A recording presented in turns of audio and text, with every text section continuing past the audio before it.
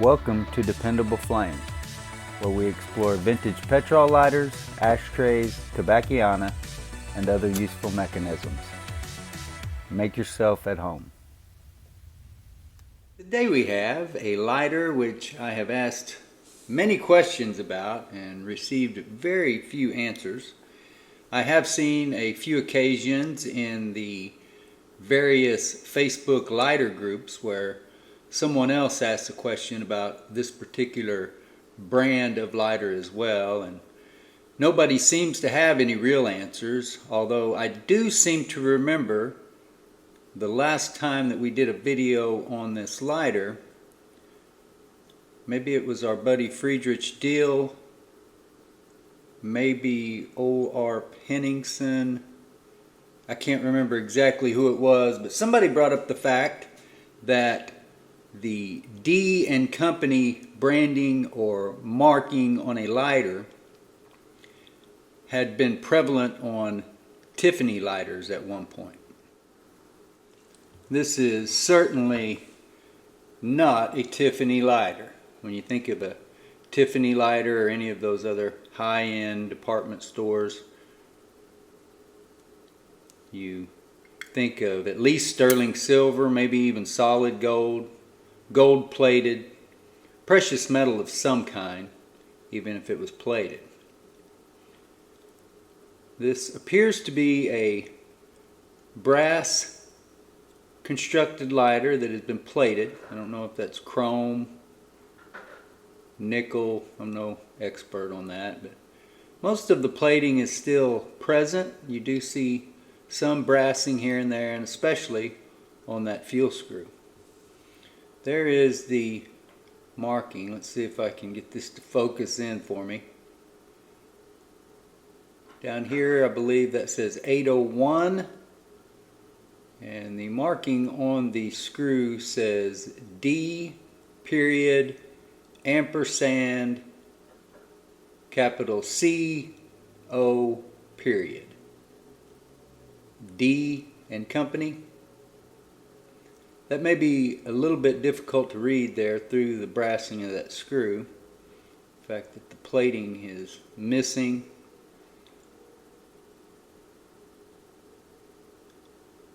It's a 4-barrel hinge. This is a flip top lighter, and I have oiled this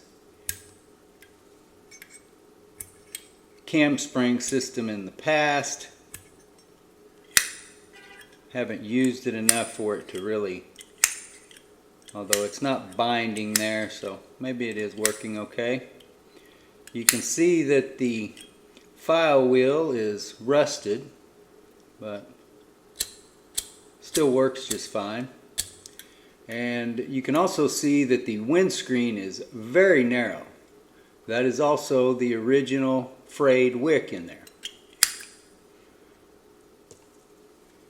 My purpose for this video is that we have never made an actual show and tell video for this lighter where we would show you all the details, show you its flaws and all that. Don't want the spring to go flying. There's the screw.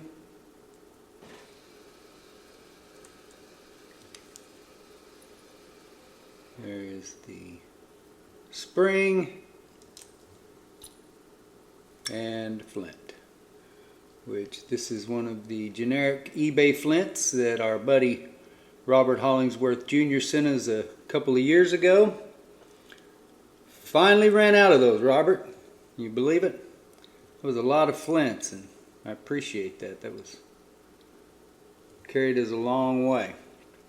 So I just pull those out to show you the disposition of the lighter with the flint and spring screw removed. Then obviously the wheel turns.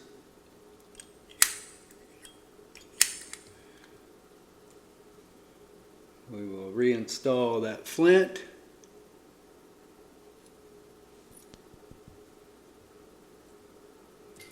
The spring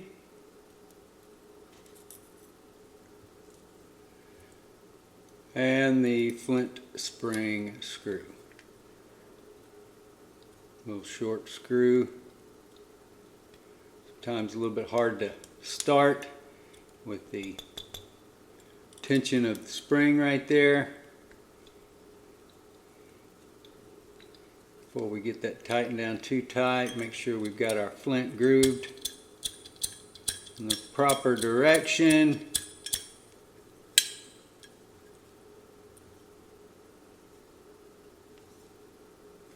I am a firm believer that it's always best to use your hands or fingernails, thumb, whatever you can use if you can without damaging them instead of a screwdriver.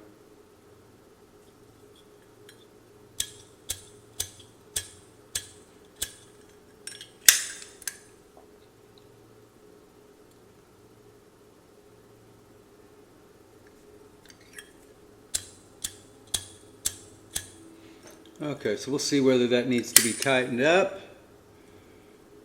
Pull our fuel screw out of here. There is no gasket or seal of any kind.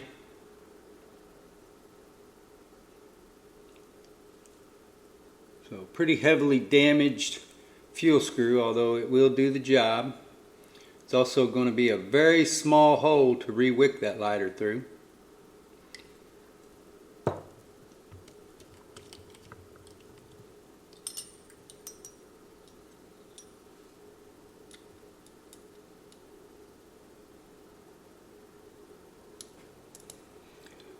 Figure this is about like a Zippo, so it should hold at least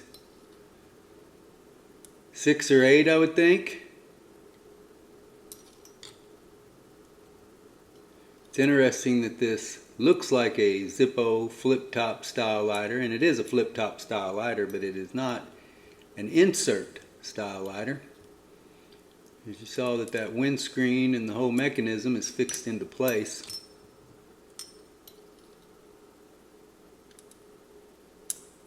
I lost track of how many times I have dropped fluid in there. I think that's number 6.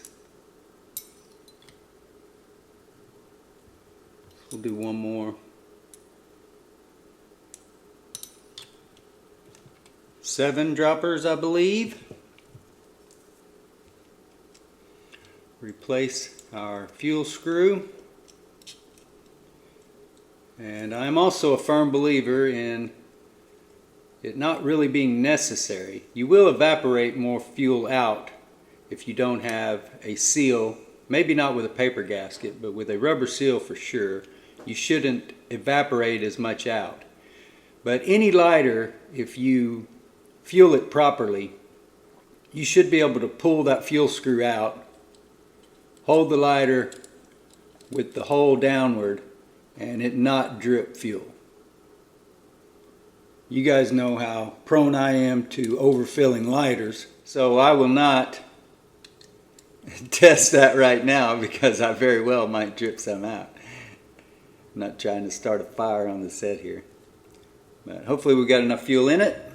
And this lighter will be listed at dependableflame.com/current eBay listings.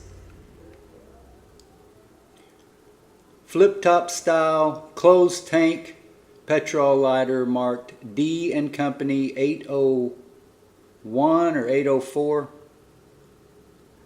That will be reflected properly in the listing. I can't see right at the moment well enough to, I think it's a 801. Brass constructed, plated lighter. Not something that you see every day, nor even the kind of thing that you can get answers about. But still cool. Always cool to find this kind of stuff. And especially intriguing to find old lighters that there doesn't seem to really even be any documentation that they ever existed. See our vapor lock there. Really seems to be a fairly reliable lighter though for that very narrow windscreen. Until next time.